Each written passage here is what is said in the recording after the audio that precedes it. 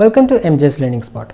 അപ്പോൾ നമ്മൾ ഇന്ന് 10th ഫിസിക്സ് പ്ലസ് ഫസ്റ്റ് ചാപ്റ്ററിലെ നെക്സ്റ്റ് ടോപ്പിക് അത് നമ്മൾ heating effect of electric current കണ്ടു. ഇനി അതിൻ്റെ യൂസസ് എന്തൊക്കെയാണെന്നുള്ളതാണ് നോക്കുന്നത്. അപ്പം നിങ്ങൾ നിങ്ങളുടെ വീട്ടിലുള്ള ഒരു ഡിവൈസസ് ഒക്കെ നോക്കുകയാണെങ്കിൽ അല്ലെ ഇലക്ട്രോണിക് ഡിവൈസസ് നോക്കുകയാണെങ്കിൽ അതിനകത്ത് ഹീറ്റിംഗ് എഫക്റ്റ് യൂസ് ചെയ്യുന്ന ഏതൊക്കെ ഡിവൈസസ് ഉണ്ട്? ഒന്ന് iron box, electrical iron box നിങ്ങൾ അയൺ ചെയ്യാൻ വേണ്ടി യൂസ് ചെയ്യുന്നത്. പിന്നെ ഇലക്ട്രിക്കൽ ഹീറ്റർ ഉണ്ടാവും, നിങ്ങൾ കിച്ചണിലൊക്കെ കുക്ക് ചെയ്യാൻ വേണ്ടിയിട്ട് ഹീറ്റർ ഉണ്ടാവും. അതേപോലെ തന്നെ മൈക്രോവേവ് ഓവൻ, ഇൻഡക്ഷൻ കുക്കർ, ഇതൊക്കെ ഇലക്ട്രിസിറ്റിനെ നമ്മൾ ഹീറ്റ് എനർജി ആയിട്ട് കൺവേർട്ട് ചെയ്യാണ്. അതേപോലെ നമ്മളിപ്പം എന്താ പറയുക, ചെറിയ ചെറിയ ഇലക്ട്രിക്കൽ കിറ്റൊക്കെ ഉണ്ടാക്കുന്നവരാണെങ്കിൽ അവരുടെ കയ്യിലുണ്ടാവും സോൾഡറിങ് അയൺ, അതായത് സോൾഡർ ചെയ്യാൻ വേണ്ടി യൂസ് ചെയ്യുന്നത്. അതും ഹീറ്റ് എനർജി ആയിട്ടാണ് കൺവേർട്ട് ചെയ്യുന്നത്. പിന്നെ ഇപ്പം നിങ്ങൾ ക്രാഫ്റ്റ് ഒക്കെ ഉണ്ടാക്കുകയാണെങ്കിൽ ഹോട്ട് ഗ്ലൂ ഗണ്ണൊക്കെ കണ്ടിട്ടില്ലേ, അതും അറ്റത്ത് ആ ഹീറ്റ് ചെയ്തിട്ടാണ് ആ സാധനം സ്റ്റിക്കിനെ നമ്മൾ ഗ്ലൂ ആക്കി മാറ്റുന്നത്. അപ്പോൾ അങ്ങനെയുള്ള എല്ലാ സാധനങ്ങളും നമ്മുടെ heating effect of electric current വെച്ചിട്ട് വർക്ക് ചെയ്യുന്നതാണ്. ചിലപ്പോൾ നിങ്ങൾക്ക് എക്സാമിന് ചോദിക്കാം ഏതെങ്കിലും 2-3 എക്യുപ്മെൻറ്റ്സ്, അതായത് ഹീറ്റിംഗ് എഫക്റ്റ് യൂസ് ചെയ്ത് വർക്ക് ചെയ്യുന്ന 2-3 ഡിവൈസസ് ഏതാണെന്ന് ചിലപ്പം എക്സാമിന് ചോദിക്കാം. അങ്ങനെയാണെങ്കിൽ നിങ്ങൾക്ക് അയൺ ബോക്സ് എഴുതാം, ഇലക്ട്രിക്കൽ ഹീറ്റർ എഴുതാം, സോൾഡറിങ് അയൺ എഴുതാം, അങ്ങനത്തെ കുറച്ച് ലിസ്റ്റ് നോക്കി വെക്കാം. പിന്നെ നമ്മൾ ഇതുവരെ കണ്ടതിൽ ഇപ്പോൾ ഫസ്റ്റ് പറഞ്ഞ ക്ലാസ്സിലൊക്കെ ഞാൻ പറഞ്ഞിട്ടുണ്ട്, ഹീറ്റിംഗ് കോയിലായിട്ട് നമ്മൾ യൂസ് ചെയ്യുന്നത് നിക്രോം വയറാണ്. അപ്പം എന്തുകൊണ്ടാണ് അത് യൂസ് ചെയ്യുന്നത്? എന്താണ് ഈ നിക്രോം വയർ? നിക്രോം വയർ എന്ന് പറഞ്ഞാൽ അതൊരു കോമ്പിനേഷൻ, അതായത് 3 മെറ്റൽസ് തമ്മിൽ ജോയിൻ ചെയ്ത് ഉണ്ടാക്കിയ ഒരു പുതിയൊരു അലോയ് ആണ്. അപ്പോൾ അതിനകത്ത് ഏതൊക്കെയാണ് ഉള്ളത്? നിക്രോം. അപ്പോൾ ഈ നിക്രോമിൽ നിക്ക് എന്നുള്ളത് നമുക്ക് NiCKEL, നിക്കൽ എന്നുണ്ട്. നിക്കൽ എന്ന് പറഞ്ഞൊരു മെറ്റലുണ്ട്. Plus chromium, plus iron. ഈ 3 എണ്ണത്തിൻ്റെ ഒരു അലോയ് ഫോമാണ് നിക്രോം എന്ന് പറഞ്ഞ വയർ. അതായത് നിക്കൽ, ക്രോമിയം, അയേൺ, ഈ 3 എണ്ണത്തിൻ്റെയും ഒരു അലോയ്, അതാണ് നമുക്ക് ശരിക്കും നിക്രോം എന്നുള്ളൊരു വയർ. അപ്പോൾ ഇത് യൂസ് ചെയ്യാൻ കാരണം എന്താ? ഇതിൻ്റെ ചില പ്രോപ്പർട്ടീസ് ഉണ്ട്. ഒന്ന് പറഞ്ഞത് ഹൈ റെസിസ്റ്റിവിറ്റി, അത് കറണ്ടിനോട് ഒരു റെസിസ്റ്റൻസ് ഉണ്ട്. അപ്പോൾ നമ്മൾ അറിയാം ഹീറ്റിംഗ് എഫക്റ്റ് H = I²RT, നമ്മൾ ജൂൾസ് ലോയിനകത്ത് പഠിച്ചിട്ടുണ്ട്. എന്താണ് ഹീറ്റിംഗ് എഫക്റ്റ് അല്ലെങ്കിൽ ഹീറ്റ് ജനറേറ്റഡ് എന്ന് പറഞ്ഞാൽ directly proportional to product of current resistance time എന്നല്ലേ. അപ്പോൾ റെസിസ്റ്റൻസ് ഇല്ലേ, അപ്പോൾ റെസിസ്റ്റൻസ് കൂടുന്നതിനനുസരിച്ച് ഇവിടെ എന്താണ് ഹീറ്റ് ജനറേറ്റഡ് ഇൻക്രീസ് ആവും. അപ്പം ഹൈ റെസിസ്റ്റിവിറ്റി അതിൻ്റെ ഒരു പ്രോപ്പർട്ടിയാണ്. അതുകൊണ്ട് നമ്മളിതിനെ ഹീറ്റിംഗ് കോയിലായിട്ട് യൂസ് ചെയ്യുന്നു. വേറൊരു പ്രോപ്പർട്ടി എന്ന് പറഞ്ഞാൽ ഹൈ മെൽറ്റിംഗ് പോയിൻ്റ് ആണ്. മെൽറ്റിംഗ് പോയിൻ്റ് എന്ന് പറഞ്ഞാൽ എന്താ? ഏത് ടെമ്പറേച്ചർ കൊടുക്കുമ്പോഴാണോ ഒരു സോളിഡ് ആയിട്ടുള്ള സാധനം ഉരുകി ലിക്വിഡ് ആവുന്നത്, അതാണ് മെൽറ്റിംഗ് പോയിൻ്റ്. അപ്പോൾ നിങ്ങളിപ്പോൾ ഐസിൻ്റെ കേസ് എടുക്കുകയാണെങ്കിൽ 0 ഡിഗ്രിയാണ്. അപ്പോൾ 0 ഡിഗ്രിനേക്കാൾ ഇത്തിരി കൂടുതൽ അങ്ങോട്ട് കൊടുത്തു കഴിഞ്ഞാൽ ഐസ് ഉരുകി വെള്ളമാവും. അതേപോലെ ഓരോ സാധനത്തിനും ഓരോ മെൽറ്റിംഗ് പോയിൻ്റ് ഉണ്ട്. ഇപ്പം നിങ്ങളിപ്പം എന്താ പറയുക, അയണൊക്കെ എടുക്കുകയാണെങ്കിൽ നല്ല ചൂടാക്കിയാലല്ല അത് ഉരുകുള്ളൂ. അപ്പോൾ ആ ഒരു കേസാണ് ഇവിടെ ഹൈ മെൽറ്റിംഗ് പോയിന്റ് എന്ന് പറഞ്ഞാൽ. അത് ഇതിൻ്റെ മെൽറ്റിംഗ് പോയിന്റ് എന്ന് പറഞ്ഞാൽ വളരെ ഹൈ ആണ്. അപ്പോൾ അത്രയും ഹൈ ടെമ്പറേച്ചർ കൊടുത്താലേ ഈ സാധനം മെൽറ്റ് ആവുള്ളൂ. അതുകൊണ്ടും നമുക്കിത് ഒരു ഹീറ്റിംഗ് കോയിലായിട്ട് യൂസ് ചെയ്യാം, കാരണം പെട്ടെന്ന് ഉരുകി പോവില്ല. പിന്നെ ability to remain in red hot for a long time. അതായത് ഇപ്പം അയൺ ബോക്സോ അങ്ങനത്തെ സാധനങ്ങളിലൊക്കെ ആണെങ്കിൽ എന്താ, നമ്മളൊന്ന് ചൂടാക്കി കഴിഞ്ഞാൽ പിന്നെ കുറച്ച് നേരം ആ ചൂട് അവിടെ മെയിൻറ്റെയിൻ ചെയ്താലല്ലേ കാര്യമുള്ളൂ. അല്ലാതെ നമ്മൾ ത്രൂ ഔട്ട് യൂസ് ചെയ്യുന്ന അത്രയും സമയം കണ്ടിന്യൂസ് ആയിട്ട് കറണ്ട് കൊടുക്കേണ്ട കാര്യമില്ല. അപ്പോൾ കൊടുത്തു കഴിഞ്ഞാൽ പിന്നെ കുറച്ച് നേരത്തേക്ക് ആ ഹോട്ടായിട്ടുള്ള കണ്ടീഷനിൽ അത് അങ്ങനെ തന്നെ നിൽക്കാൻ പറ്റും. അപ്പോൾ ഈ പ്രോപ്പർട്ടീസിനെ കൊണ്ടാണ് നമ്മൾ നിക്രോം വയർ നമ്മൾ എന്താ പറയുക ഹീറ്റിങ്ങിനായിട്ട് യൂസ് ചെയ്യുന്നത്, ഹീറ്റിംഗ് കോയിലായിട്ട് യൂസ് ചെയ്യുന്നത് ഈ ഒരു കാരണം കൊണ്ടാണ്. ഇപ്പോൾ നമ്മൾ ഹീറ്റ് എടുത്തിട്ട് വർക്ക് ചെയ്യുന്ന ചില ഇൻസ്ട്രുമെൻറ്റ്സ് കണ്ടു. ഇനി ഹീറ്റിംഗ് എഫക്റ്റ് കാരണം നമ്മുടെ വീട്ടിലുള്ള എല്ലാ ഇലക്ട്രോണിക് ഉപകരണങ്ങളെയും പ്രൊട്ടക്റ്റ് ചെയ്യുന്നൊരു സംഭവമുണ്ട്, സേഫ്റ്റി ഫ്യൂസ്. അപ്പോൾ അതെന്താണെന്നുള്ളത് നമുക്ക് നോക്കാം. അപ്പോൾ നമ്മൾ അടുത്ത ഒരു ഡിവൈസ്, അതായത് heating effect of electric current വെച്ച് യൂസ് ചെയ്യുന്നൊരു ഡിവൈസാണ് സേഫ്റ്റി ഫ്യൂസ്. ഇപ്പം നിങ്ങളുടെ വീട്ടിൽ കറണ്ട് പോയെന്ന് വിചാരിക്കും. നോർമലി എന്താ, നമ്മൾ അടുത്തുള്ള വീട്ടിലും പോയോന്നൊന്ന് നോക്കും. അങ്ങനെ പോയിട്ടില്ല, നിങ്ങളുടെ വീട്ടിൽ മാത്രമാണ് പോയെങ്കിൽ നിങ്ങൾ ആദ്യം ചോദിക്കുന്നത് എന്തായിരിക്കും? ഫ്യൂസ് പോയതായിരിക്കും എന്ന് പറയും. എന്നിട്ട് പോയി നോക്കും ഫ്യൂസ് കത്തിപ്പോയോ എന്നുള്ളത്. അപ്പോൾ എന്താണ് ശരിക്കും ഈ സേഫ്റ്റി ഫ്യൂസ് എന്ന് പറഞ്ഞാൽ? ഇപ്പം നമ്മുടെ വീട്ടിലേക്ക് നമ്മൾ ഇപ്പോൾ KCB എന്ന് വരുന്ന ലൈൻ എടുക്കുന്നുണ്ട്. ആ ലൈനിലൂടെ ആയിരിക്കും നമ്മുടെ വീട്ടിലേക്ക് കറണ്ട് എടുക്കുന്നത്. നമ്മുടെ വീട്ടിലുള്ള എല്ലാ ഇലക്ട്രോണിക് എക്യുപ്മെൻറ്റ്സും ആ കറണ്ട് യൂസ് ചെയ്തിട്ടാണ് വർക്ക് ചെയ്യുന്നത്. പക്ഷേ എന്തെങ്കിലും ഒരു കാരണം കൊണ്ട് ഇതിനകത്തൊരു ഫ്ലക്ച്വേഷൻ വരികയാണ്, അതായത് സാധാരണ വരുന്നതിനേക്കാൾ കൂടുതലായിട്ട് കറണ്ട് വരിക, അല്ലെങ്കിൽ എവിടെയെങ്കിലും ഷോർട്ട് സർക്യൂട്ട് കാരണം പെട്ടെന്നൊരു പെർട്ടിക്കുലർ സ്ഥലത്ത് ഭയങ്കരമായിട്ട് കറണ്ട് കൂടി, അങ്ങനെ വരുന്ന സമയത്ത് ഇപ്പോൾ ആ സാധനം ഫുള്ളായിട്ട് വീട്ടിൽ മൊത്തം ഡിസ്ട്രിബ്യൂട്ട് ആയി കഴിഞ്ഞാൽ എന്താ, വീട്ടിൽ വർക്ക് ചെയ്യുന്ന എല്ലാ ഇലക്ട്രോണിക് ഉപകരണങ്ങളും നശിച്ചു പോകാൻ സാധ്യതയുണ്ട്. അപ്പോൾ അത് തടയാനാണ് നമ്മൾ സേഫ്റ്റി ഫ്യൂസ് യൂസ് ചെയ്യുന്നത്. ഇപ്പോൾ സേഫ്റ്റി ഫ്യൂസ് എന്ന് പറഞ്ഞാൽ ഇപ്പം നിങ്ങൾ കണ്ടിട്ടുണ്ടാവും, ഇപ്പോൾ പുറത്ത് മീറ്ററൊക്കെ KCBൻ്റെ മീറ്റർ ഉണ്ടാവില്ല, അതിനടുത്ത് ഒരു ബോക്സ് പോലൊരു സംഭവം കണ്ടിട്ടുണ്ടാവും. അതിനകത്ത് നമ്മൾ വേറൊരു ബോക്സ് പോലെ സാധനം ഇൻസേർട്ട് ചെയ്ത് വെക്കുന്നത് കണ്ടിട്ടുണ്ടാവും. അവിടെയാണ് നമ്മൾ ഫ്യൂസ് വയർ ചെയ്യുന്നത്. അപ്പം ഒരു ഫ്യൂസ് വയർ ആണെങ്കിൽ ആ ഫ്യൂസ് വയർ എന്ന് പറഞ്ഞാൽ ടിൻ ആൻഡ് ലെഡ് ഉപയോഗിച്ചിട്ടുള്ളൊരു അലോയ് ആണ്. ടിൻ പ്ലസ് ലെഡ്, ഈ രണ്ട് മെറ്റലിൻ്റെ അലോയ് ആണ് നമ്മൾ വെച്ചിട്ടാണ് നമ്മൾ ഫ്യൂസ് വയർ ഉണ്ടാക്കുന്നത്. അപ്പോൾ ഇതിലൂടെ നമ്മൾ കറണ്ട് പാസ് ചെയ്യുമ്പം ഹൈ കറണ്ടാണ് പാസ് ചെയ്യുന്നതെങ്കിൽ അവിടെ ഉണ്ടാകുന്ന ഹീറ്റ് കാരണം ഈ ഫ്യൂസ് വയർ മെൽറ്റ് ആവും. അതുവഴി പിന്നെ അങ്ങോട്ട് കറണ്ട് ഫ്ലോ ചെയ്യില്ല.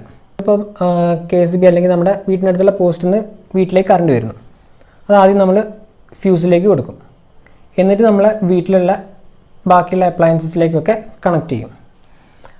അങ്ങനെ വരുന്ന സമയത്ത് ഇവിടുന്ന് ഇങ്ങനെ കണ്ടിന്യൂസ് ആയിട്ട് കറണ്ട് ഫ്ലോ ചെയ്തുകൊണ്ടിരിക്കുകയാണെങ്കിൽ വീട്ടിലുള്ള എല്ലാ സാധനത്തിനും കറണ്ട് കിട്ടുന്നുണ്ട്. പക്ഷേ പെട്ടെന്നൊരു ഫ്ലക്ച്വേഷൻ വന്നു, ഒരു ഹൈ എമൗണ്ട് ഓഫ് കറണ്ട് വന്നു. അങ്ങനെ വരുന്ന സമയത്ത് ഇവിടെ ഈ ഫ്യൂസ് വയർ മെൽറ്റ് ആവും. അപ്പം ഇവിടുത്തെ കണക്ഷൻ അവിടെ കട്ടായി. അപ്പോൾ എന്താ സംഭവം, ഇവിടെ നിന്ന് അങ്ങോട്ട് പിന്നെ കറണ്ട് ഫ്ലോ ചെയ്യൂല. അപ്പോൾ അവിടെ സംഭവം സ്റ്റോപ്പായി. അപ്പോൾ നമ്മുടെ വീട്ടിലുള്ള ബാക്കി എല്ലാ ഇലക്ട്രോണിക് ഉപകരണങ്ങളും അതുവഴി സേഫ് ആവുകയാണ് ചെയ്യുന്നത്. അപ്പോൾ ആ സാധനത്തിനെ സേഫ് ആക്കുന്നതുകൊണ്ടാണ് ഇതിനെ സേഫ്റ്റി ഫ്യൂസ് എന്ന് വിളിക്കുക. പിന്നെ നമ്മൾ എന്താ ചെയ്യുക, ഫ്യൂസ് പോയി കഴിഞ്ഞാൽ നമ്മൾ പോയിട്ട് ഫ്യൂസ് വയറങ്ങ് കെട്ടും. അപ്പോൾ ഫ്യൂസ് വയർ തന്നെ കെട്ടുന്നതിൻ്റെ കാരണം എന്താ വെച്ചാൽ ആ ഫ്യൂസ് വയർ ഒരു ലോ മെൽറ്റിംഗ് പോയിൻ്റ് ഉള്ളൊരു വയറാണ്. അപ്പം ഒരു particular limit of current particular limit of heat ആയി കഴിഞ്ഞാൽ അത് ഓട്ടോമാറ്റിക്കലി മെൽറ്റ് ആവും, അതുവഴി കറണ്ട് കട്ടാവും ചെയ്യും. പക്ഷെ നമ്മൾ സാധാരണ പല വീടുകളിലും കണ്ടിട്ടില്ല എന്താ, ഫ്യൂസ് വയർ ഉണ്ടാവില്ല. അപ്പോൾ എന്താ, സാധാരണ ഒരു വയർ എടുത്തിട്ട് കെട്ടി വെക്കും. പക്ഷെ പല സ്ഥലത്തും കൊണ്ട് ചിലർ പറഞ്ഞു കേട്ടിട്ടുണ്ട് ഫ്യൂസ് വയർ കെട്ടുന്ന സമയത്ത് കുറച്ച് കട്ടിയിലങ്ങ് കെട്ടി വെച്ചെന്നാൽ പിന്നെ എപ്പോഴെപ്പോഴും കത്തി പോയില്ലല്ലോ എന്ന്. പക്ഷെ അങ്ങനെ ചെയ്തുകൊണ്ട് എന്തെങ്കിലും കാര്യമുണ്ടോ? കാരണം ഫ്യൂസ് വയറിൻ്റെ അല്ലെങ്കിൽ ഫ്യൂസിൻ്റെ മെയിൻ ഫങ്ഷൻ എന്ന് പറഞ്ഞാൽ ഹൈ എമൗണ്ട് ഓഫ് കറണ്ട് വരുമ്പം ബാക്കിയുള്ള ഉപകരണങ്ങളെ അതിൽ നിന്ന് രക്ഷിക്കാൻ വേണ്ടിയിട്ടാണ് ചെയ്യുന്നത്. അപ്പോൾ നിങ്ങൾ നല്ല കട്ടിയിൽ ഇവിടെ അങ്ങ് കോപ്പർ വയർ വെച്ച് അങ്ങ് കണക്ട് ചെയ്ത് കഴിഞ്ഞാൽ ഇപ്പം നല്ല ഹൈ കറണ്ട് വന്നാൽ ഇത് കത്തിപ്പോവില്ല. അതിനനുസരിച്ച് ആ കറണ്ട് ഫുള്ള് നമ്മുടെ ഉള്ളിലോട്ട് വന്നിട്ട് ബാക്കിയുള്ള എല്ലാ ഇലക്ട്രോണിക് ഡിവൈസിനെയും നശിപ്പിക്കുകയുള്ളൂ. അപ്പോൾ ഫ്യൂസ് വയർ കെട്ടുന്ന സമയത്ത് നമ്മൾ അതിൻ്റെ കറക്റ്റായിട്ടുള്ള രീതിയിലുള്ള ഫ്യൂസ് വയർ തന്നെ കെട്ടുക. അല്ലാതെ എപ്പോഴെപ്പോഴും കത്തിപ്പോകുന്നുണ്ടല്ലോ എന്ന് വെച്ചിട്ട് നല്ല കട്ടിയിൽ കെട്ടിവെച്ചാൽ പിന്നെ മൊത്തത്തിൽ ഒന്നായിട്ടൊരു കത്തലായിരിക്കും. അപ്പം ആ ഒരു കാര്യം നോട്ട് ചെയ്യുക. അപ്പോൾ ഫ്യൂസ് എപ്പോഴും നമ്മൾ സീരീസ് ആയിട്ടായിരിക്കും കണക്ട് ചെയ്യുക ഒരു ഡിവൈസിൻ്റെ. അതേപോലെ ഫ്യൂസ് വയർ എടുക്കുന്ന സമയത്ത് അതിൻ്റെ പ്രോപ്പർട്ടി എന്ന് പറഞ്ഞാൽ ലോ മെൽറ്റിംഗ് പോയിൻ്റ് ആണ്. അപ്പോൾ ഈ കറണ്ട് കൂടുതലായിട്ട് വരുന്ന കണ്ടീഷൻസ് ഏതൊക്കെയാണ്? രണ്ട് കണ്ടീഷൻ ഉണ്ട്. ഒന്ന് ഷോർട്ട് സർക്യൂട്ട്,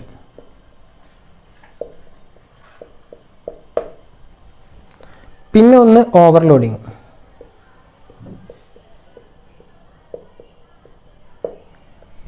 ഷോർട്ട് സർക്യൂട്ട് എന്ന് പറഞ്ഞാൽ നമ്മൾ പറഞ്ഞു, ഇപ്പോൾ ഒരു കറണ്ട് കണക്ഷൻ എടുക്കുകയാണെങ്കിൽ ഒരു ഫേസ് വയറും ഉണ്ടാവും, ഒരു ന്യൂട്രൽ വയറും ഉണ്ടാവും.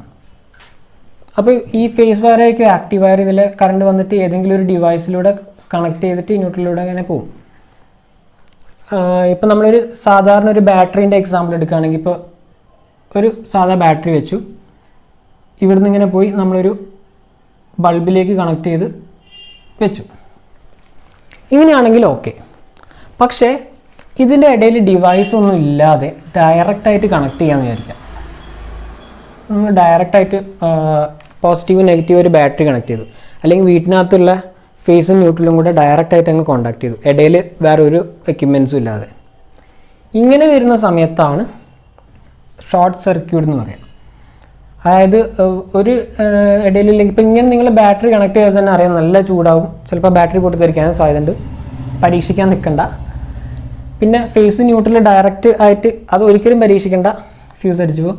അപ്പം ഇങ്ങനത്തെ കേസ് വരുമ്പോഴാണ് ഇത് ഷോർട്ട് സർക്യൂട്ട് എന്ന് പറയാം. പിന്നെ ഓവർലോഡിംഗ് എന്ന് പറഞ്ഞാൽ നമുക്കിപ്പോൾ ഓരോ ഡിവൈസസും ഇലക്ട്രോണിക് ഡിവൈസസിനും അത് വർക്ക് ചെയ്യാൻ പറ്റാതായ രീതിയിലുള്ള കണ്ടീഷൻസ് ഉണ്ട്. അതായത് ഇത്ര കറണ്ട് ഇത്ര വോൾട്ടേജ് കൊടുക്കാൻ പാടുള്ളൂ എന്നുള്ളത്. അതിനേക്കാൾ കൂടുതലായിട്ട് വരികയാണെങ്കിൽ ആ ഡിവൈസ് അടിച്ചു പോകാൻ സാധ്യതയുണ്ട്. ഇപ്പം ചില ക്യൂരിയസ് ആയിട്ടുള്ള ചിലവരൊക്കെ ചിലപ്പോൾ LED ഒക്കെ കൊണ്ടുപോയിട്ട് മറ്റേ നമ്മുടെ പ്ലഗ് ഹോളിൽ കുത്തി ഓണാക്കി പൊട്ടിയ അവസ്ഥയൊക്കെ ഉണ്ടാവും. കുറേ പേര് അങ്ങനെ ചെയ്തൊക്കെ കണ്ടിട്ടുണ്ട്. അതൊക്കെ ഈ കേസാണ്. അതായത് അതിന് അത്രയും കറണ്ടിൻ്റെ ആവശ്യമില്ല. അപ്പം അങ്ങനെയൊക്കെ കൊണ്ടുപോയി ചെയ്യുന്ന സമയത്ത് അവിടെ ഓവർലോഡ് ആവും, ഷോർട്ട് സർക്യൂട്ട് ആവുകയൊക്കെ ചെയ്യുന്നത്. അപ്പോൾ ഈ രണ്ട് കണ്ടീഷനിലായിരിക്കും നമ്മുടെ കറണ്ട് സാധാരണയിലും കൂടുതലായിട്ട് വരുന്നത്. അപ്പം നമ്മൾ ഹീറ്റിംഗ് എഫക്റ്റ് വെച്ച് നോക്കുന്ന ഹീറ്റ് ജനറേറ്റഡ് എന്ന് പറഞ്ഞാൽ എന്തായിരുന്നു? I²RT അല്ലേ? അതായത് കറണ്ട് കൂടുന്നതിനനുസരിച്ച് ഹീറ്റിംഗ് എഫക്റ്റ് കൂടുന്നുണ്ട്. അപ്പം നമ്മൾ നോർമലി ഒരു ഫ്യൂസ് വയർ നോക്കുകയാണെങ്കിൽ എന്താണ്, അതിലെ കറണ്ട് പാസ് ചെയ്യുന്നുണ്ട്. അപ്പോൾ അത് ചൂടാവുന്നുണ്ട് ശരിക്കും. പക്ഷേ അതിൻ്റെ പെർമിസിബിൾ ലിമിറ്റ് ഉണ്ട്. ഓരോ ഫ്യൂസ് വയറിന് ഒരു പെർട്ടിക്കുലർ ലിമിറ്റ് ഉണ്ട്. ആ പെർട്ടിക്കുലർ ലിമിറ്റുള്ള കറണ്ട് അതിലൂടെ ഫ്ലോ ചെയ്യുന്ന സമയത്ത് ആ ഹീറ്റ് അതിന് താങ്ങാവുന്ന ഹീറ്റാണ്. മാത്രമല്ല അതിങ്ങനെ ഡിസിപ്പേറ്റ് ചെയ്ത് പോകുന്നുണ്ട്. പക്ഷേ അതിൻ്റെ ഒരു പെർമിസിബിൾ ലിമിറ്റ് കഴിഞ്ഞ് കറണ്ടിൻ്റെ വാല്യൂ കുറച്ച് നന്നായിട്ട് അങ്ങോട്ട് കൂടി. അപ്പോൾ I² ടേം വെച്ചിട്ടാണ് ഇത് ഇൻക്രീസ് ആവുന്നത്. അപ്പോൾ അത്രയും ഹീറ്റ് ആവുന്ന സമയത്താണ് ഫ്യൂസ് വയർ അവിടെ മെൽറ്റ് ആവുന്നത്, നമ്മുടെ കറണ്ട് കണക്ഷൻ അവിടെ കട്ടാവുകയും ചെയ്യുന്നത്. അപ്പോൾ ശരിക്കും നമ്മുടെ heating effect of electric current വെച്ചിട്ട് നമ്മുടെ ബാക്കിയുള്ള എല്ലാ ഡിവൈസിനെയും പ്രൊട്ടക്റ്റ് ചെയ്യാൻ വേണ്ടി യൂസ് ചെയ്യുന്നൊരു സംഭവമാണ് സേഫ്റ്റി ഫ്യൂസ്.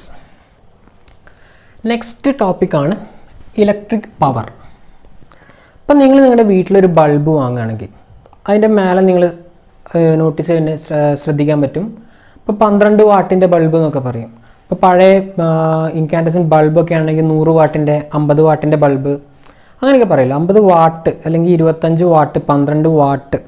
അപ്പോൾ ഈ വാട്ട് എന്ന് വെച്ച് റെപ്രസെൻ്റ് ചെയ്യുന്നത് അതിൻ്റെ പവറിനെയാണ്. അപ്പോൾ പവർ എന്ന് പറഞ്ഞാൽ എന്താ? The amount of energy consumed by an electrical appliance in a unit time. അതൊരു പെർട്ടിക്കുലർ ടൈമിനകത്ത് ഒരു ഇലക്ട്രിക്കൽ അപ്ലയൻസ് അല്ലെങ്കിൽ ഒരു ഡിവൈസ് എത്രത്തോളം എനർജി കൺസ്യൂം ചെയ്യുന്നുണ്ട്, അതായത് ഇലക്ട്രിക്കൽ എനർജി എത്രത്തോളം ഇലക്ട്രിക്കൽ എനർജി അത് കൺസ്യൂം ചെയ്യുന്നുണ്ട് ഒരു പെർട്ടിക്കുലർ ടൈമിൻ്റെ ഉള്ളിൽ, അതാണ് ആ ഡിവൈസിൻ്റെ പവർ എന്ന് പറയുന്നത്. അപ്പോൾ നമ്മൾ നോർമലി പവർ എങ്ങനെ റെപ്രസെൻ്റ് ചെയ്യാം? പവർ എന്ന് പറഞ്ഞാൽ work done in unit time, അതാണല്ലോ പവർ. അപ്പോൾ ഈ ഒരു ഇലക്ട്രിക്കൽ അപ്ലയൻസ് അല്ലെങ്കിൽ ഒരു ഹീറ്റിംഗ് എഫക്റ്റുള്ള ഒരു ഡിവൈസിൻ്റെ കേസിലാണെങ്കിൽ ഈ വർക്ക് ഡൺ എന്ന് പറഞ്ഞാൽ എന്താ? അവിടെ ഉണ്ടാകുന്ന ഒരു ഹീറ്റിംഗ് എഫക്റ്റ് അല്ലേ? കാരണം അതിൻ്റെ വർക്ക് എന്ന് പറഞ്ഞാൽ ആ സാധനം ഹീറ്റ് ചെയ്യാണ്.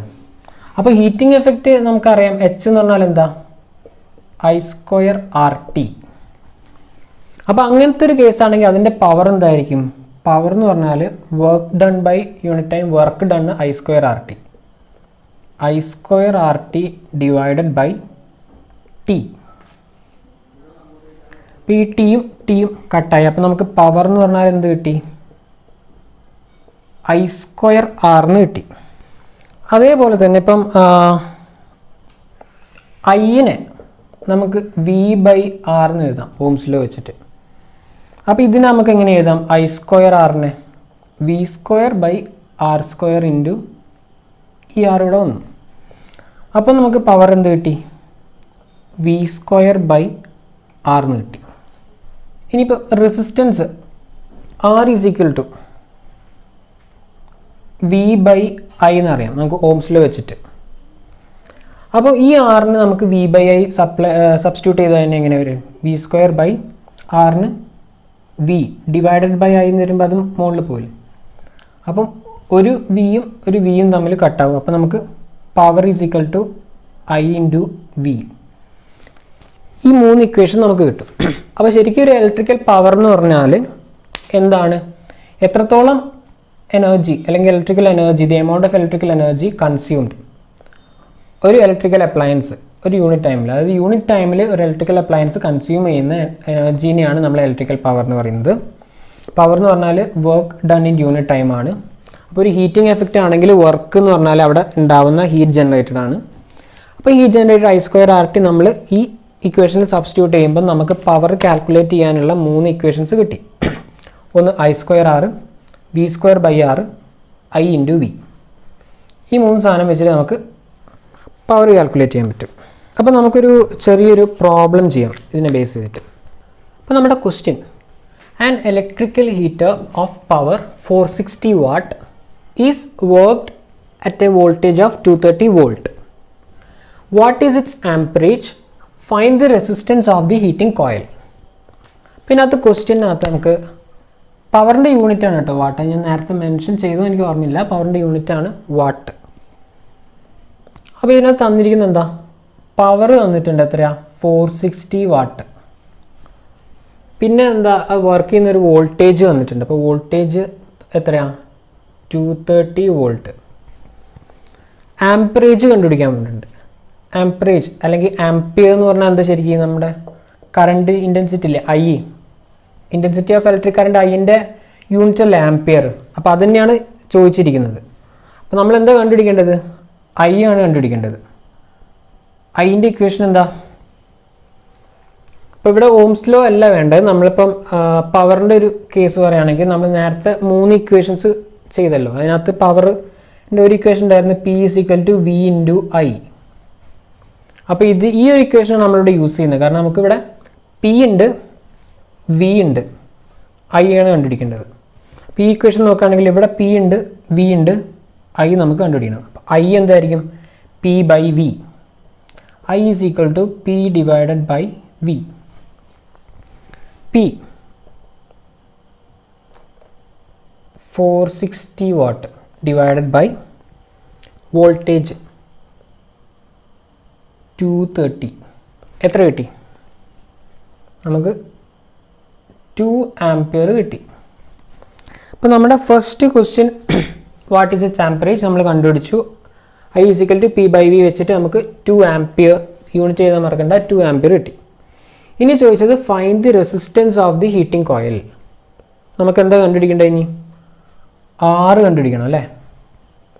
അപ്പോൾ R കണ്ടുപിടിക്കണമെങ്കിൽ നമുക്ക് ഇവിടെ ഏതൊക്കെ സംഭവങ്ങളുണ്ട്, നമുക്കിപ്പം വോൾട്ടേജ് ഉണ്ട്, കറണ്ട് ഉണ്ട്. നമുക്ക് ഓംസ് ലോ അപ്ലൈ ചെയ്താൽ എന്താണ്, I = V/R എന്നുള്ള ഇക്വേഷൻ ഇല്ലേ. അതിനകത്ത് കറണ്ട് നമുക്ക് കിട്ടി, വോൾട്ടേജ് ക്വസ്റ്റ്യനിൽ തന്നിട്ടുണ്ട്, R കണ്ടുപിടിച്ചാൽ പോരെ. അപ്പോൾ R എന്താ, ഇങ്ങോട്ട് ഇടുന്ന സമയത്ത് R = V/I എന്ന് കിട്ടും. നമ്മളെ വോൾട്ടേജ് എത്രയാ, 230 divided by current 2 ampere 115 ohm. അപ്പോൾ നമുക്ക് റെസിസ്റ്റൻസ് എത്രയായിട്ട് 115 ohm. അപ്പോൾ ഇങ്ങനത്തെ കേസിനകത്ത് നിങ്ങൾ ജസ്റ്റ് ഇതിനകത്ത് കുറച്ച് ഇക്വേഷൻസേ ഉള്ളൂ. ആ ഇക്വേഷൻസ് അങ്ങോട്ടും ഇങ്ങോട്ടും തിരിച്ചും മറച്ചു വിട്ടിട്ടാണ് ക്വസ്റ്റ്യൻസ് എല്ലാം വരിക.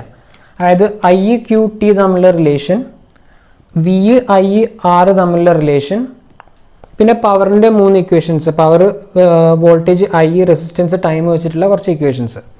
ആ ഇക്വേഷൻസ് മാത്രം പഠിച്ചു വെച്ചാൽ ഇതിനകത്ത് നിന്നുള്ള ഓൾമോസ്റ്റ് എല്ലാ പ്രോബ്ലംസും നമുക്ക് ചെയ്യാൻ പറ്റും. ആ കറക്റ്റ് ഏത് ഇക്വേഷൻ വേണം എന്നുള്ളത് നമ്മൾ ഏതൊക്കെ വാല്യൂസ് ഉണ്ട് എന്നുള്ളത് ബേസ് ചെയ്തിട്ട് സെലക്ട് ചെയ്തിട്ട് കറക്റ്റായിട്ട് ചെയ്യാം.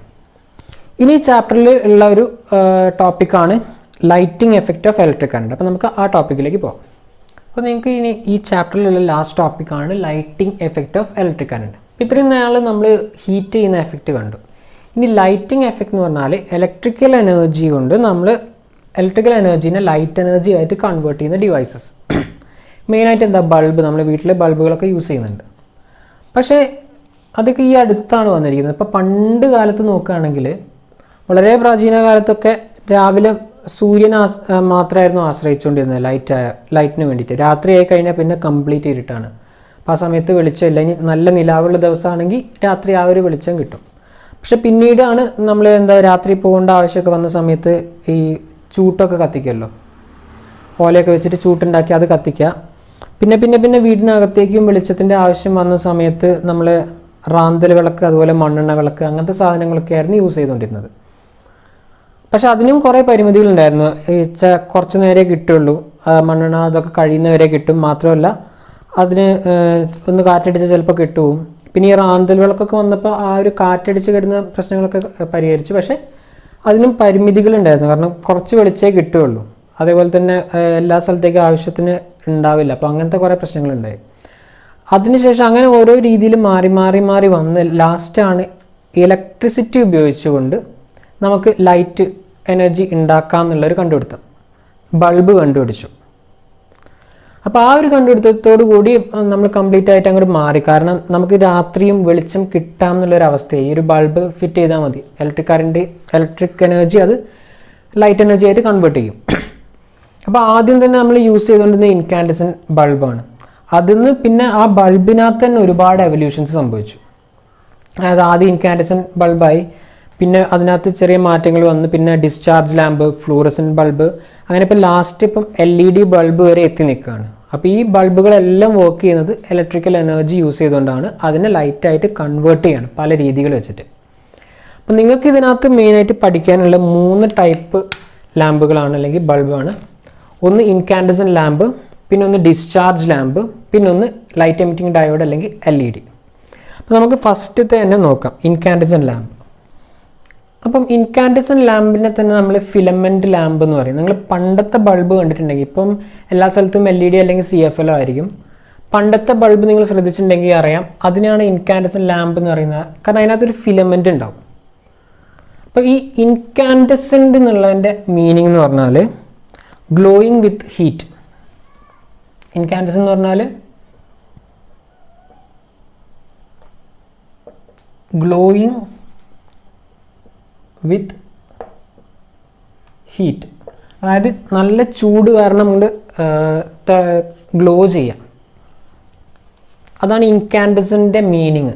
അപ്പോൾ ആ രീതിയിൽ വെളിച്ചം തരുന്ന ലാമ്പാണ് ഇൻകാൻഡസൻറ്റ് ലാമ്പ് എന്ന് പറയുന്നത്, അല്ലെങ്കിൽ അതിന് ഫിലമെൻറ്റ് ലാമ്പ് എന്നും പറയും. അപ്പോൾ അതിനകത്ത് ശരിക്കും എന്താ ഉള്ളത്, 2 കോപ്പർ ട്യൂബ്സ് ഉണ്ടാവും, നമ്മൾ എക്സ്റ്റേണൽ സപ്ലൈ ആയിട്ട് കണക്ട് ചെയ്തേ.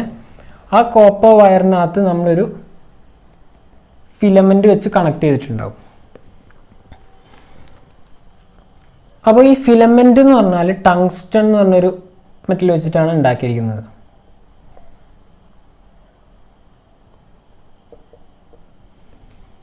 ടങ്സ്റ്റൺ വെച്ചിട്ടാണ് നമ്മൾ ഫിലമെൻ്റ് ഉണ്ടാക്കുന്നത്. അപ്പോൾ ഇതാണ് ശരിക്കും ഒരു ഫിലമെൻ്റ് ലാമ്പിനകത്തുള്ള മെയിൻ സംഭവം.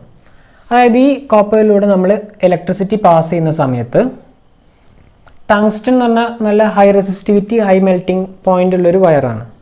അപ്പോൾ ആ വയറിലൂടെ കറണ്ട് പാസ് ചെയ്യുന്ന സമയത്ത് ആ വയർ ഹീറ്റായിട്ട് ഗ്ലോ ചെയ്യാൻ തുടങ്ങും.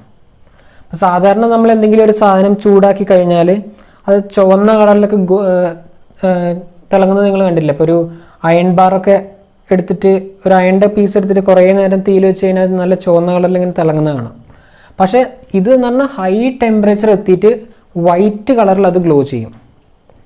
അതാണ് ഈ ടങ്സ്റ്റൻ്റെ പ്രത്യേകത. അത് ഫിലമെൻ്റായിട്ട് യൂസ് ചെയ്യാനുള്ളൊരു കാരണം അതാണ്. അതായത് വൈറ്റ് കളറിൽ അത് ഗ്ലോ ചെയ്യും ഹീറ്റ് കാരണം. അപ്പോൾ നമുക്ക് വൈറ്റ് ലൈറ്റ് കിട്ടും. ശരിക്കും കറക്റ്റ് വൈറ്റ് അല്ല, ചെറിയൊരു ഷെയ്ഡ് ഉണ്ടാവും. അപ്പോൾ അതുകൊണ്ടാണ് നമ്മൾ ടങ്സ്റ്റൺ യൂസ് ചെയ്യുന്നത്. അവിടെ ശരിക്കും ആ ഹീറ്റ് കാരണം ഇത് ഗ്ലോ ചെയ്യും. ആ ഗ്ലോയിങ് കാരണമാണ് നമുക്ക് ലൈറ്റ് കിട്ടുന്നത്. പിന്നെ നിങ്ങൾ ശ്രദ്ധിച്ചാൽ ഇതിനൊരു ഗ്ലാസ് കേസിങ് ഉണ്ടാവും. ആ ഒരു ഗ്ലാസ് കേസിങ്ങിനകത്തായിരിക്കും ഈ ഫിലമെൻ്റ് ഉണ്ടാവുക. അപ്പോൾ ഗ്ലാസ് ഇങ്ങനെ വെക്കുന്നത്, ഈ ടങ്സ്റ്റൺ എന്ന് പറഞ്ഞ ഒരു പ്രോബ്ലം ഉണ്ട്. അത് നമ്മൾ പുറമെ വെച്ച് കഴിഞ്ഞാൽ എയറായിട്ട് കോണ്ടാക്റ്റ് വന്നു കഴിഞ്ഞാൽ അതിനകത്ത് ഓക്സിഡേഷൻ സംഭവിക്കും. അതായത് എയറിലുള്ള ഓക്സിജനായിട്ട് റിയാക്ട് ചെയ്തു പോകും. അപ്പോൾ അങ്ങനെ റിയാക്ട് ചെയ്ത് കഴിഞ്ഞിട്ട് ആ സാധനം വേപ്പറൈസ് ആയിട്ട് പോകും, അല്ലെങ്കിൽ ഇങ്ങനെ പുകഞ്ഞു പോകും. അപ്പോൾ ആ എയറായിട്ടുള്ള കോണ്ടാക്റ്റ് കുറയ്ക്കണം. അപ്പോൾ അവരെന്ത് ചെയ്തു, ഈ ടങ്സ്റ്റൺ ഫിലമെൻ്റ് വെച്ചിട്ട് ഒരു ഗ്ലാസ് കേസ് വെച്ചിട്ട് ഇതിനുള്ളിലുള്ള എയറെല്ലാം അങ്ങോട്ട് ഒഴിവാക്കി, അത് വാക്യൂം ആക്കി കളഞ്ഞു. അപ്പോൾ 2 കേസ് ആയിരിക്കും ഉണ്ടാവും. ഒന്നെങ്കിൽ വാക്യൂം ആയിരിക്കും, അല്ലെങ്കിൽ അതിനകത്ത് ഏതെങ്കിലും ഇനേർട്ട് ഗ്യാസ് എന്ന് പറഞ്ഞാൽ അത് റിയാക്ട് ചെയ്യാത്ത gases, argon, neon type gases ഒക്കെ ഉണ്ടല്ലോ, അതെന്ന് പറഞ്ഞാൽ ഇനേർട്ടാണ്. അത് വേറൊരു സാധനമായിട്ടും ഒരു കെമിക്കൽ റിയാക്ഷൻ നടക്കില്ല. അപ്പോൾ അങ്ങനത്തെ ഗ്യാസ് ഒന്നെങ്കിൽ നിറയ്ക്കും, അല്ലെങ്കിൽ കോമൺ ആയിട്ട് നൈട്രജൻ ഗ്യാസ് ആണ് ഇതിനകത്ത് നിറയ്ക്കുന്നത്. നൈട്രജൻ ഗ്യാസ് നിറയ്ക്കാൻ കാരണം എന്ന് വെച്ചാൽ നൈട്രജനും അധികം സാധനങ്ങളായിട്ട് അങ്ങനെ റിയാക്ട് ചെയ്യില്ല. ഇനി അഥവാ റിയാക്ട് ചെയ്യണമെങ്കിൽ നല്ല ഹൈ ടെമ്പറേച്ചർ വന്നു കഴിഞ്ഞാലേ നൈട്രജൻ റിയാക്ഷൻ സംഭവിക്കുകയുള്ളൂ. മാത്രമല്ല നൈട്രജൻ നമുക്ക് മാക്സിമം അവൈലബിൾ ആയിട്ടുള്ളൊരു സംഭവം ആയതുകൊണ്ട് നമ്മൾ നൈട്രജൻ ഗ്യാസാണ് അതിനകത്ത് നിറയ്ക്കുക. അപ്പോൾ ഇതാണൊരു ഇൻകാൻഡസെന്റ് ലാമ്പിൻ്റെ കോമ്പണൻസ്. അതായത് ഒരു ഗ്ലാസ് കേസിംഗ് ഉണ്ടാവും, ആ ഗ്ലാസ് കേസിങ്ങിൻ്റെ അകത്ത് വാക്യൂം അല്ലെങ്കിൽ നൈട്രജൻ ഗ്യാസ് നിറച്ചിട്ടുണ്ടാവും. പിന്നെ 2 കോപ്പർ വയേഴ്സ് ഉണ്ടാവും, അത് രണ്ടും കൂടെ കണക്ട് ചെയ്തുകൊണ്ട് നമ്മളൊരു ഫിലമെൻറ്റ് ടങ്സ്റ്റണിനെ കൊണ്ട് ഉണ്ടാക്കിയ ഒരു ഫിലമെൻറ്റ് കണക്ട് ചെയ്യും. അതിലൂടെ നമ്മൾ ഇലക്ട്രിക് സപ്ലൈ കൊടുക്കുന്ന സമയത്ത് ടങ്സ്റ്റൺ ഹീറ്റ് ആവുകയും ചെയ്യും. ആ ഹീറ്റ് കാരണം അത് വൈറ്റ് കളറിൽ ഗ്ലോ ചെയ്യും. ആ വൈറ്റ് കളറിൽ ഗ്ലോ ചെയ്യുന്നതാണ് നമുക്ക് വൈറ്റ് ലൈറ്റ് ആയിട്ട് കിട്ടുന്നത്.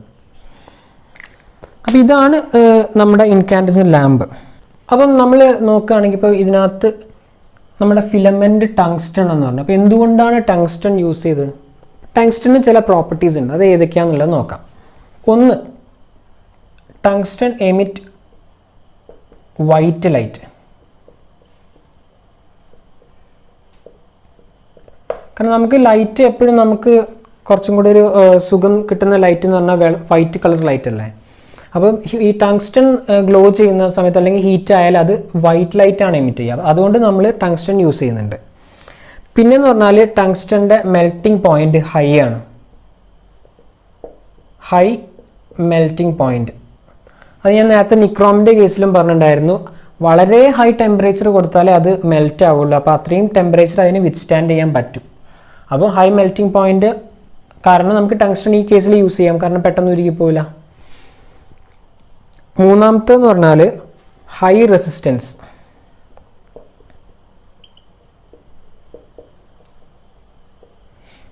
അപ്പം നമ്മൾ മറ്റേ നിക്രോമിൻ്റെ കേസ് പറഞ്ഞ പോലെ തന്നെ ഹീറ്റിംഗ് എഫക്റ്റ് എന്ന് പറഞ്ഞാൽ I²RT എന്ന് പറഞ്ഞാൽ റെസിസ്റ്റൻസിനെ ഡിപ്പെൻഡ് ചെയ്തിരിക്കും ഹീറ്റ്. അപ്പോൾ റെസിസ്റ്റൻസ് കൂടിക്കഴിഞ്ഞാൽ അവിടെ ഹീറ്റ് ജനറേഷൻ കൂടും.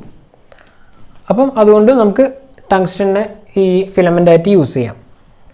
നാലാമത്തെ കണ്ടീഷൻ എന്ന് പറഞ്ഞാൽ ഹൈ ഡക്റ്റിലിറ്റി.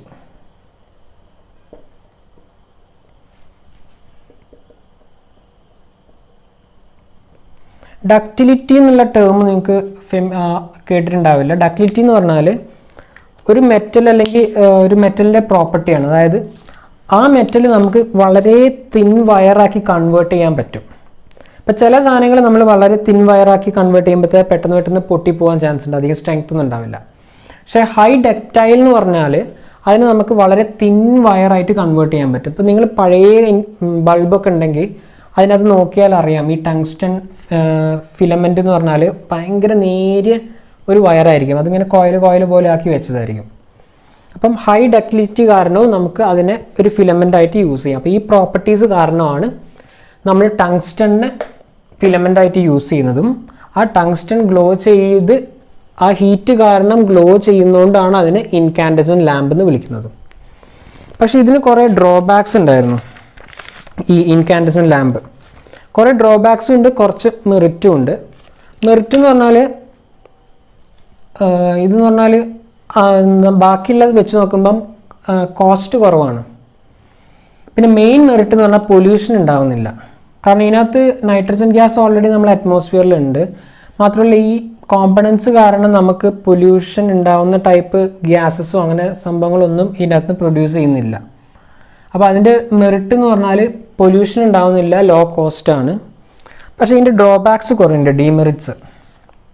ഡീമെറിറ്റ് എന്ന് പറഞ്ഞാൽ മെയിൻ പ്രോബ്ലം എന്ന് പറഞ്ഞാൽ ഇതിനകത്ത് നമ്മൾ കൊടുക്കുന്ന ഇലക്ട്രിക്കൽ എനർജി കൂടുതലും ഹീറ്റായിട്ട് നമുക്ക് വേസ്റ്റായി പോവാണ് അല്ലേ. അപ്പോൾ നമ്മളിപ്പോൾ ഒരു ഇലക്ട്രിക് കറണ്ട് ഇതിനകത്ത് കൊടുത്തു, അതിൻ്റെ 60% ഹീറ്റായിട്ട് അങ്ങ് ഡിസിപ്പേറ്റ് ചെയ്ത് പോവാം. അതായത് ഹീറ്റായിട്ട് കൺവേർട്ട് ആയി പോകും. അപ്പോൾ അത്രയും സാധനം നമുക്ക് വേസ്റ്റായി പോവാണ്. ബാക്കിയുള്ളതിൽ നിന്നാണ് നമുക്ക് ആ ഒരു ലൈറ്റ് എന്നുള്ള സാധനം കിട്ടുന്നത്. അപ്പം കൊടുക്കുന്നതിൻ്റെ ഒരു മേജർ പോർഷൻ ഹീറ്റായിട്ട് കൺവേർട്ട് ആയി പോകും. അപ്പോൾ നമുക്ക് അത്രയും ലോസസ് അവിടെ സംഭവിക്കുന്നുണ്ട്. അതാണ് ഇൻകാൻഡസെന്റ് ലാമ്പിൻ്റെ ഒരു മെയിൻ പ്രോബ്ലം. അപ്പോൾ അതിൽ നിന്ന് നമ്മൾ പിന്നെ മാറി വന്നതാണ് ഡിസ്ചാർജ് ലാമ്പ് എന്ന് പറയുന്നത്. അപ്പോൾ നമ്മൾ നേരത്തെ കുറച്ച് മുമ്പ് കണ്ട ഇൻകാൻഡസൻ ലാമ്പിൽ നമ്മൾ പറഞ്ഞു അത് അധികം എഫിഷ്യൻ്റ് അല്ല, കാരണം കൊടുക്കുന്ന എനർജിയിൽ ഒരു 60% ഹീറ്റായിട്ട് പോവുകയാണ്. അപ്പോൾ അതിനേക്കാൾ കുറച്ചും കൂടെ എഫിഷ്യൻ്റ് ആയിട്ടുള്ളൊരു ലാമ്പ് പിന്നെ വന്നു, അതാണ് ഡിസ്ചാർജ് ലാമ്പ്. അപ്പോൾ അവിടെ എന്താണ് ശരിക്കും സംഭവിക്കുന്നത്? ഡിസ്ചാർജ് ലാമ്പിനകത്ത് ഒരു ഗ്ലാസ് ട്യൂബിനകത്ത് ഒരു ലോ പ്രഷറിൽ ഒരു ഗ്യാസ് ഫില്ല് ചെയ്ത് വെച്ചിട്ടുണ്ട്. ആ ഗ്ലാസ് ട്യൂബിനകത്ത് ഗ്യാസ് ഫില്ല് ചെയ്തിട്ടുണ്ട്. ഇവിടെ 2 ഇലക്ട്രോഡ്സ് ഉണ്ട്, അതായത് ഈ 2 പോയിന്റിലാണ് നമ്മൾ ഇലക്ട്രിസിറ്റി കൊടുക്കുന്നത്. അതിലൂടെ ഹൈ ഡിസ്ചാർജ് ഓഫ് ഇലക്ട്രിസിറ്റി, അത് ഒരു ഇലക്ട്രിക് ഡിസ്ചാർജ് പാസ് ചെയ്യുന്ന സമയത്ത് നമുക്ക് ലൈറ്റ് എനർജി ആയിട്ട് കൺവേർട്ട് ആവും. അപ്പോൾ discharge of electricity through A gas filled glass tube വഴി ഉണ്ടാവുന്ന ലാമ്പിനെയാണ് നമ്മൾ ഡിസ്ചാർജ് ലാമ്പ് എന്ന് പറയുന്നത്. അപ്പം അതെന്ന് പറഞ്ഞാൽ നമ്മുടെ എന്താ പറയുക ഇൻകാൻഡസൻ ലാമ്പ് വെച്ച് നോക്കുന്ന സമയത്ത് കുറച്ചും കൂടെ എഫിഷ്യൻ്റ് ആണെന്ന് നമുക്ക് മനസ്സിലായി. അപ്പോൾ പിന്നീട് നമ്മൾ ഡിസ്ചാർജ് ലാമ്പ് കുറേ യൂസ് ചെയ്യാൻ തുടങ്ങി. അപ്പം അതിൻ്റെ കുറേ എക്സാമ്പിൾസ് എന്ന് പറഞ്ഞു കഴിഞ്ഞാൽ ഇപ്പം സോഡിയം വേപ്പർ ലാമ്പ്, പിന്നെ ഫ്ലൂറസൻ ലാമ്പ്, ആർക്ക് ലാമ്പ്. ഏറ്റവും കോമൺ എക്സാമ്പിൾ എന്ന് പറഞ്ഞാൽ CFL. ഇപ്പോൾ CFL ഒക്കെ മാറി തുടങ്ങിയിട്ടുണ്ടെന്നാലും ചിലരുടെയൊക്കെ വീട്ടിലുണ്ടാവും CFL ബൾബ്. അതൊരു ടൈപ്പ് ഡിസ്ചാർജ് ലാമ്പാണ്.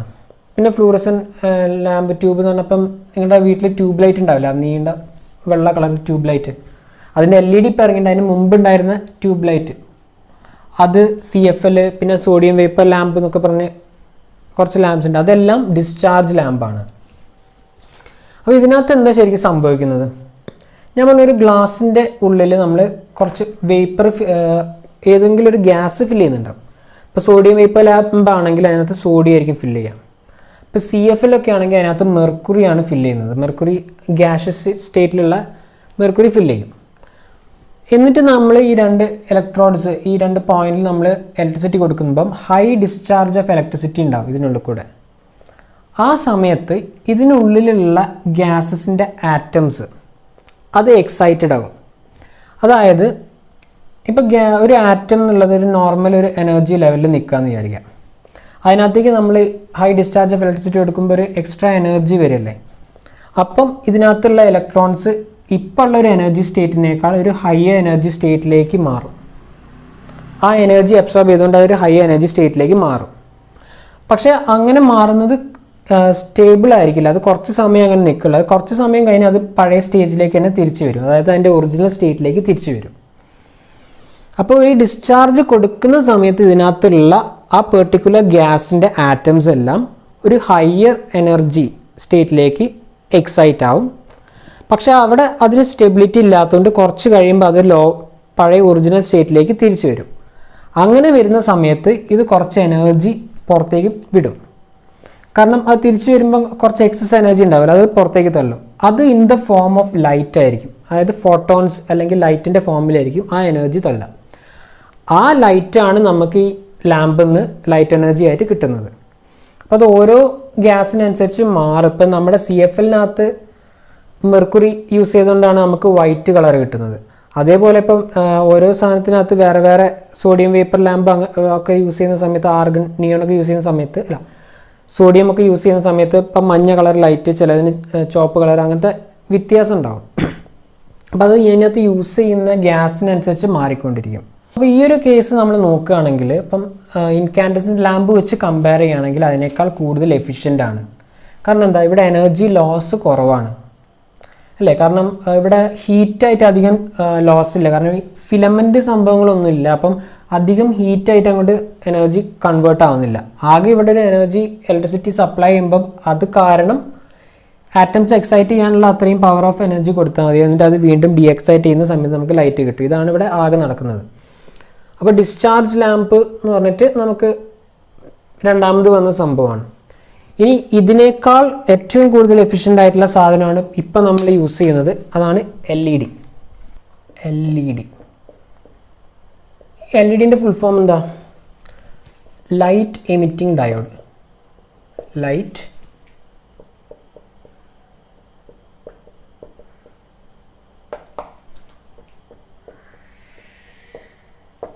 ഡയോഡ്, ഇതാണ് LED.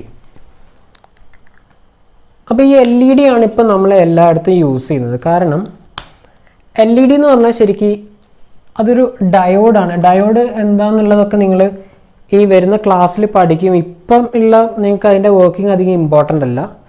ജസ്റ്റ് LED ബൾബാണ് നമ്മൾ യൂസ് ചെയ്യുന്നത് എന്നുള്ളതേ ഉള്ളൂ. അതിൻ്റെ വർക്കിംഗ് നിങ്ങൾക്ക് ഇപ്പം ആവശ്യമില്ല. അപ്പം ഞാൻ വേറെ +1 +2 അത് പഠിക്കുന്നുണ്ട് അതിൻ്റെ വർക്കിംഗ്. അപ്പം ആ ഒരു വീഡിയോ എടുക്കുന്ന സമയത്ത് ഞാൻ എക്സ്പ്ലെയിൻ ചെയ്യുന്നതായിരിക്കും. ഇപ്പം നിങ്ങൾക്ക് അതിൻ്റെ വർക്കിംഗ് അധികം ആവശ്യമില്ല. അപ്പോൾ ലൈറ്റ് എമിറ്റിംഗ് ഡയോഡ്. അപ്പോൾ ഡയോഡ് എന്ന് പറഞ്ഞൊരു ഇലക്ട്രോണിക് കോമ്പണൻ്റ് ഉണ്ട്. ആ ഡയോഡിൻ്റെ വർക്കിംഗ് കാരണമാണ് നമുക്കിവിടെ ലൈറ്റ് കിട്ടുന്നത്. അപ്പോൾ ഈ LED എന്ന് പറഞ്ഞാൽ ഒന്നുമില്ല, ഒരു ഇലക്ട്രിക്കൽ എനർജി നമ്മൾ ലൈറ്റ് എനർജി ആയിട്ട് കൺവേർട്ട് ആകും. പക്ഷേ അതിൻ്റെ ഒരു പ്രത്യേകത എന്ന് പറഞ്ഞാൽ ബാക്കിയുള്ള ഇതിനെ പോലെ അധികം എനർജി അത് കൺസ്യൂം ചെയ്യുന്നില്ല. വളരെ low electrical energy absorb use ചെയ്തുകൊണ്ട് നമ്മൾ ലൈറ്റ് എനർജി പ്രൊഡ്യൂസ് ചെയ്യും. അതാണ് LED-ൻ്റെ പ്രത്യേകത. അപ്പോൾ LED ഇപ്പം യൂസ് ചെയ്യാൻ പല കാരണങ്ങളുണ്ട്. ഇപ്പം നമുക്ക് പല കളേഴ്സിൽ നമുക്ക് LED ലൈറ്റ്സ് കിട്ടും. പിന്നെ നമ്മളിപ്പോൾ ബാക്കിയുള്ള ലൈറ്റുകളൊക്കെ വെച്ച് നോക്കുകയാണെങ്കിൽ നല്ല bright light, white colour light കിട്ടാൻ LED യൂസ്ഫുൾ ആണ്. പക്ഷേ ഏറ്റവും ഇമ്പോർട്ടൻ്റ് ആയിട്ടുള്ള 2 പോയിന്റ് എന്ന് വെച്ചാൽ, ഒന്ന് ഇതെന്ന് പറഞ്ഞാൽ വളരെ എഫിഷ്യൻ്റ് ആണ്. അതായത് ഇൻകാൻഡസൻ ലാമ്പിനെയും ഫ്ലൂറസൻ ലാമ്പിനെയും ഡിസ്ചാർജ് ലാമ്പിനെയൊക്കെ വെച്ച് നോക്കുന്ന സമയത്ത് അതിനേക്കാൾ എത്രയോ കുറവ് ഇലക്ട്രിക്കൽ എനർജിയെ LED ലാമ്പ് കൺസ്യൂം ചെയ്യുള്ളൂ. അതായത് ഇലക്ട്രിസിറ്റി യൂസ് ചെയ്യുന്നത് വളരെ കുറവായിരിക്കും LED ബൾബാണ് യൂസ് ചെയ്യുന്നതെങ്കിൽ. രണ്ടാമത്തെ ഇമ്പോർട്ടൻറ്റ് പോയിന്റ് എന്ന് പറഞ്ഞാൽ ഇൻകാൻഡസൻ ലാമ്പിനേക്കാളും ഡിസ്ചാർജ് ലാമ്പിനേക്കാളും കൂടുതൽ ലൈഫ്, അതായത് അതിനേക്കാൾ കൂടുതൽ കാലം ഈ LED ലാമ്പ് നമുക്ക് യൂസ് ചെയ്യാം, നീണ്ടു നിൽക്കും. അത്രയും കാലം കൂടെ നമുക്കത് യൂസ് ചെയ്യാം. അതാണ് LED ബൾബിൻ്റെ പ്രത്യേകത. അപ്പം നിങ്ങൾക്ക് കോമൺ ആയിട്ട് ചോദിക്കാനുള്ള ക്വസ്റ്റ്യൻസ് ഈ ഒരു ഏരിയയിൽ നിന്ന് ഈ LED ബൾബിനെ പറ്റിയായിരിക്കും ചോദിക്കുക. അതായത് എന്തുകൊണ്ട് നമ്മൾ LED ബൾബ് യൂസ് ചെയ്യുന്നു, അല്ലെങ്കിൽ LED ബൾബിൻ്റെ യൂസേജ് നമ്മൾ എന്തുകൊണ്ട് പ്രോത്സാഹിപ്പിക്കണം, അങ്ങനെയൊക്കെ ചോദിക്കുമ്പോൾ നിങ്ങൾ എഴുതേണ്ട കാര്യങ്ങൾ LED ബൾബിൻ്റെ അഡ്വാൻറ്റേജസ് എഴുതി വെക്കുക. എന്തൊക്കെയാണ്? ഒന്ന്, ലോങ് ലൈഫാണ്. പിന്നെന്ന് പറഞ്ഞാൽ ഹൈ എഫിഷ്യൻസി. ഹൈ എഫിഷ്യൻസി എന്ന് പറഞ്ഞാൽ മാക്സിമം വളരെ കുറഞ്ഞ എനർജി യൂസ് ചെയ്തുകൊണ്ട് നമുക്ക് മാക്സിമം ലൈറ്റ് പ്രൊഡ്യൂസ് ചെയ്യാൻ പറ്റുന്നുണ്ട്. പിന്നെന്ന് പറഞ്ഞാൽ ലോസസ് ഒന്നുമില്ല, ഹീറ്റ് ലോസസ് ഒന്നുമില്ല ഇതിനകത്ത്, അല്ലെങ്കിൽ വേറെ ടൈപ്പ് ലോസസ് ഒന്നുമില്ല. കാരണം ഇതിനകത്ത് ഫിലമെന്റ് നമ്മൾ യൂസ് ചെയ്യുന്നില്ല. അപ്പോൾ അതുകൊണ്ട് തന്നെ ഇവിടെ ഹീറ്റിംഗ് ഇല്ല. അപ്പോൾ ഹീറ്റിംഗ് ഇല്ലാത്തതുകൊണ്ട് ഹീറ്റ് പോലുള്ള ലോസസ് അതിനകത്ത് ഉണ്ടാവില്ല. പിന്നെ അതിൻ്റെ വേറൊന്ന് എന്ന് പറഞ്ഞാൽ നോൺ പൊല്യൂട്ടൻ്റ് ആണ്. അതായത് ഹാംഫുൾ എഫക്റ്റ് ഇല്ല, എൻവയോൺമെൻറ്റിന് ഹാംഫുൾ എഫക്റ്റ് ഉണ്ടാവില്ല. നോട്ട് ഹാംഫുൾ ടു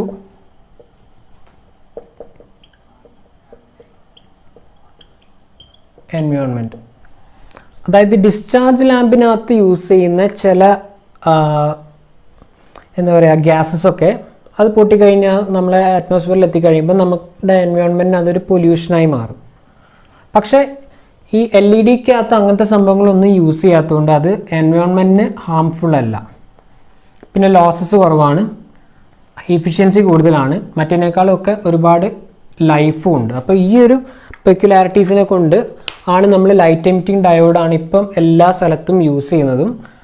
പിന്നെ ക്വസ്റ്റ്യൻസ് ചോദിക്കുന്നത് ഇതെന്തുകൊണ്ട് നമ്മൾ ഇതിൻ്റെ യൂസേജ് പ്രോത്സാഹിപ്പിക്കണം, അല്ലെങ്കിൽ അത് കൂടുതൽ ഉണ്ടാക്കാൻ എന്തുകൊണ്ട് മുതിരണം എന്നൊക്കെ ചോദിക്കുമ്പം അതിൻ്റെയൊക്കെ ആൻസറായിട്ട് നിങ്ങൾ എഴുതി വെക്കേണ്ടത് ഇതിൻ്റെ എന്താ പറയുക മെറിറ്റ്സ് ആണ്. അതായത് ഇതിനെക്കൊണ്ട് ഉണ്ടാകുന്ന കുറേ ഗുണങ്ങളുണ്ട്. ഇത് ഈ രീതിയിലായിരിക്കും, അല്ലെങ്കിൽ LED ഉപയോഗിക്കുന്നതുകൊണ്ടുള്ള ഗുണങ്ങൾ എന്താണ് മറ്റുള്ള ലാമ്പുകൾ അപേക്ഷിച്ച്, ആ രീതിയിലൊക്കെയാണ് ചോദ്യങ്ങൾ വരിക.